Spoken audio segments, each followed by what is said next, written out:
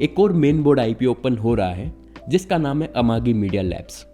Company digital advertising और connected TV space में काम करती है। सवाल सिंपल है, अप्लाई करना चाहिए या स्किप? आज हम इस वीडियो के अंदर इस कंपनी को वैल्यूएशन, फाइनेंशियल और लॉसेस के बेसिस पर एनालाइज करेंगे और इस वीडियो के एंड में मैं अपना क्लियर डिसीजन भी शेयर करूंगा। सबसे पहले आईपीओ की बेसिक डिटेल समझ लेते हैं। अमागी मीडिया लैब्स आईपीओ 13 जनवरी से लेकर 16 जनवरी तक ओपन रहेगा। इसका प्राइस बैंड है 343 से लेकर 361 रुपीज़ पर शेयर और इसका लॉट साइज है 41 शेयर्स का। इसका मतलब इसमें मिनिमम इन्वेस्टमेंट रहेगी अराउंड 14,000 रुपीज़। इस आईपीओ का टोटल इशू है 1,788 करोड़ का, जो कि फ्रेश इशू और ऑफर फॉर सेल दोनों का मिक्स है। इस आईपीओ में अराउंड 46% है फ्रेश इशू और 54% है ऑफर फॉर सेल। इस आईपीओ में 10% रिजर्व्ड है रिटेल कैटेगरी के लिए। तो यानी कि कुल मिलाकर ये एक मेन बोर्ड आईपीओ है जिसका साइज भी काफ़ी डिसेंट है, लेकिन इस आईपीओ की वैल्यूएशन और लॉसेस आगे के सेक्शंस में काफ़ी इंपॉर्टेंट रोल प्ले करने वाली है। अब समझते हैं कि अमागी मीडिया लैब्स एक्चुअली करती क्या है। अगर मैं सिंपल वर्ड्स में कहूँ तो अमागी मीडिया लैब्स एक टेक्नोलॉजी कंपनी है जो टीवी और स्ट्रीमिंग प्लेटफॉर्म्स पर एडवर्टाइजिंग को मैनेज और मोनेटाइज करती है। कंपनी का काम है कंटेंट प्रोवाइडर्स, एडवर्टाइजर और ब्रॉडकास्टर्स के बीच में एक प्लेटफॉर्म के थ्रू एड्स को एफिशिएंटली रन करवाना, स्पेशली कनेक्टेड टीवी यानी सीटीवी पर। अमागी का रेवेन्यू मेनली एडवर्टाइजर से आता है जो कि प्लेटफॉर्म्स पर एड दिखाते हैं और अमागी उन एड्स की टेक्नोलॉजी को हैंडल करती है। स्ट्रेंथ की बात करें तो एक फास्ट ग्रोइंग स्पेस है। सीटीवी एडवर्टाइजिंग ग्लोबली ग्रो हो रही है और अमागी इस सेगमेंट के अंदर एक अर्ली मूवर रहा है। कंपनी के क्लाइंट्स में काफी लार्ज मीडिया हाउसेस और एडवर्टाइजर्स हैं और कस्टमर स्टिकीनेस भी काफी अच्छी दिख रही है। पर अब एक इंपॉर्टेंट पॉइंट, ये बिजनेस स्ट्रॉन्ग है लेकिन ये कैपिटल लाइट बिजनेस बिल्कुल नहीं है।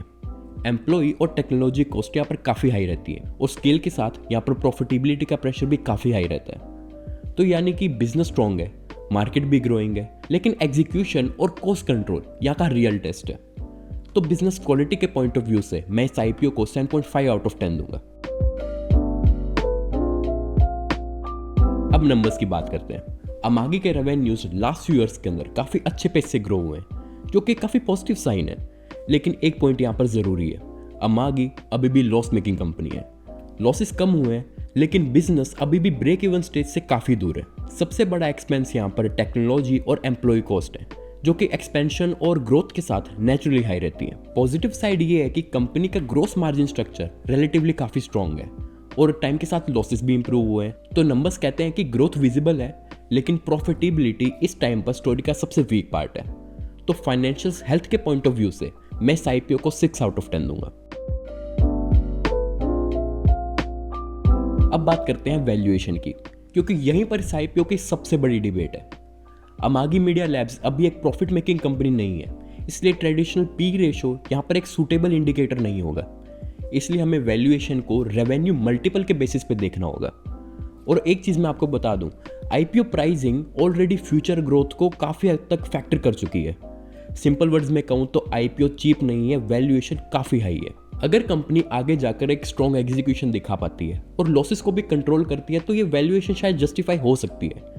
लेकिन अगर आगे जाके ग्रोथ थोड़ी सी भी स्लो हुई तो डाउनसाइड रिस्क भी उतना ही रियल है। यानी कि वैल्यूएशन एक हाई रिस्क और हाई एक्सपेक्टेशन जोन में है। यानी कि मैं वैल्यूएशन को 5 आउट ऑफ 10 दूंगा। अब बात करते हैं रिस्क की, क्योंकि ये इस आईपीओ का सबसे इंपॉर्टेंट सेक्शन है। सबसे पहला रिस्क तो ये है कि कंपनी अभी भी लॉस मेकिंग है। ग्रोथ स्ट्रॉन्ग है लेकिन प्रॉफिटेबिलिटी का रोड मैप अभी भी क्लियर और प्रूवन नहीं है। दूसरा रिस्क है क्लाइंट कॉन्सेंट्रेशन।